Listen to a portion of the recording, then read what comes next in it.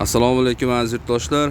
Sankt-Peterburg Moskva, Moskva Sankt-Peterburg yo'nalishi bo'yicha taksi xizmatlari reyslarimiz har kuni bo'ladi.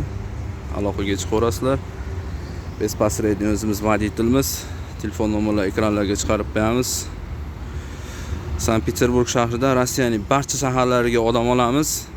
Esimda borini aytib o'taman. Ekaterinburg, Krasnodar, Penza, Voronezh, Samara, Vladimir.